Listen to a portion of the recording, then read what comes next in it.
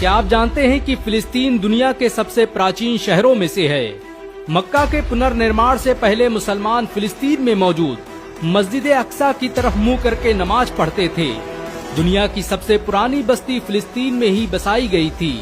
اسلام دھرم کے زیادہ تر نبیوں اور پیغمبروں نے فلسطین میں ہی جنم لیا تھا۔ یہی وجہ ہے کہ اس دیش کو نبیوں کا دیش بھی کہا جاتا ہے۔ فلسطین میں موجود مسجد اقصی سے ہی حضرت محمد صلی اللہ علیہ وسلم نے معراج کا سفر طے کیا تھا۔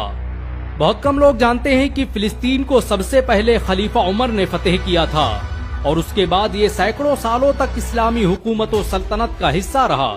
ترکی کی خلافت عثمانیہ نے فلسطین میں 400 سالوں تک حکومت کی۔ فلسطین میں موجودہ لوگوں کی تعداد 54 لاکھ کے قریب ہے، جس میں ایک بڑی آبادی ویسٹ بینک کی طرف رہتی ہے۔ 1920 والے فلسطین کا ماتر 12% حصہ ہی اب مسلمانوں کے پاس بچا ہے، باقی 88% حصے پر یہودی قبضہ کر چکے ہیں۔ آپ کو یہ جان کر شاید حیرانی ہو کہ مسجد اقصی پر بنا گنبد اسلامی اتہاس میں بنا سب سے پہلا گنبد تھا۔ اس سے پہلے کسی بھی مسجد میں گنبد بنانے کی تکنیک کا استعمال نہیں کیا گیا۔ خلیفہ عبد الملک مروان نے 692 عیسوی میں سب سے پہلے گنبد بنانے کی شروعات کی، جسے بعد میں ہر مسجد میں استعمال کیا جانے لگا۔ مسجد اقصی پر بنے اس گنبد کو ہی یہودی ڈوم آف دی راک کے نام سے جانتے ہیں۔ بہت کم لوگ جانتے ہیں کہ مسجد اقصی 36 ایکڑ میں پھیلی ہوئی ہے اور اس کے اندر کئی مسجدیں اور لائبریری موجود ہیں۔ مسجد اقصی کے صحن میں 200 سے ادھک ایتہاسک چیزیں موجود ہیں، جس میں قبۃ الصخرہ سے لے کر مسجد قبلی اور دیگر چیزیں شامل ہیں۔ عام طور پر آپ جس سنہرے رنگ والی بلڈنگ کو دیکھتے ہیں وہ قبۃ الصخرہ ہے۔ اسے خلیفہ عبد الملک مروان نے بنوایا تھا۔ یہ مسجد آج بھی نرمان اور استھاپتیہ کلا کا ادبھت نمونہ مانی جاتی ہے۔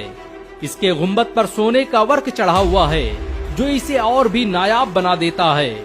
اس مسجد کے اوپری حصے میں چاروں طرف سورہ یاسین اور سورہ اسراء لکھی ہوئی ہے، جو یہاں سے حضرت محمد صلی اللہ علیہ وسلم کے معراج کے سفر پر جانے کا واقعہ بیان کرتی ہے۔ اسرائیل دوارا لگاتار حملہ کیے جانے کی وجہ سے فلسطین میں ہر سال کروڑوں روپے کا نقصان ہوتا ہے، لیکن اس سب کے باوجود یہ بڑے پیمانے پر کپڑے کا نرمان کرتا ہے۔ زیتون کی لکڑی اور زیتون کے تیل کو پروڈیوس کرنے میں فلسطین آج بھی نمبر 1 ہے۔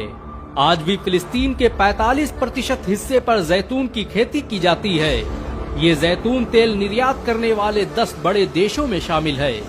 فلسطین میں بنے پتھر اور ٹائلز دنیا بھر میں استعمال کیے جاتے ہیں، یہاں تک کہ مکہ کی مسجد الحرم میں استعمال کیے گئے کچھ پتھر فلسطین سے منگائے گئے تھے۔ فلسطین ویسا پہلے کبھی نہیں تھا جیسا آج ہے۔ 1840 کے بعد جب سلطنت عثمانیہ کمزور پڑی اور یہودیوں کے خلاف پورے یورپ میں نفرت کا ماحول پنپنے لگا تو دھیرے دھیرے یہودی مسلم دیشوں کی طرف بھاگنے لگے، کیونکہ یہ صرف مسلمان ہی تھے جو یہودیوں کو پناہ دے رہے تھے، اور انہی پناہ دینے والے دیشوں میں ایک نام فلسطین کا بھی تھا۔ 1917 میں پرتھم وشو یدھ کے دوران برٹش گورنمنٹ نے ایک بلفور ڈکلیریشن پیش کیا اور کہا کہ یہودیوں کے پاس بھی اپنا ایک دیش ہونا چاہیے، اور اس کے لیے جو انہوں نے جگہ چنی وہ فلسطین تھی۔ برٹن نے 1917 سے 1936 کے درمیان بہت سے یہودی لا کر فلسطین میں بسائے۔ آسٹریلیا میں پیدا ہونے والا تھیوڈور ہرزل وہ پہلا یہودی تھا جس نے سب سے پہلے یہودی دیش کی مانگ کی تھی۔ وہ ایک یہودی جرنلسٹ تھا جس نے سب سے پہلے فلسطین کو بانٹنے کا منصوبہ بنایا۔ یہودی آج بھی اس کا نام بڑی عزت سے لیتے ہیں۔ 1941 کے دوران جب ہٹلر نے یہودیوں کو چن چن کر مارنا شروع کیا تب یہودی برٹن اور دوسرے عیسائی ملکوں کی طرف بھاگے، لیکن سب نے اپنے دروازے بند کر لیے۔ ایسے وقت میں فلسطین کے مسلمانوں نے انہیں رہنے کے لیے جگہ دی، لیکن بعد میں مسلمانوں کو یہی مدد مہنگی پڑ گئی اور یہودی برٹن کی مدد سے فلسطین میں اپنا الگ دیش بنانے کی کوششوں میں لگ گئے۔ برٹن نے 1947 میں فلسطین کو 2 حصوں میں تقسیم کر دیا اور ایک نئے دیش اسرائیل کی استھاپنا کر دی۔ فلسطین پر یہودیوں کی قبضہ کرنے کی کوشش نئی نہیں ہے، بلکہ خلیفہ عمر دوارا فلسطین کو فتح کیے جانے کے بعد دنیا بھر کے یہودیوں نے مل کر فلسطین پر حملہ کیا تھا، جس میں 70,000 مسلمان مارے گئے تھے۔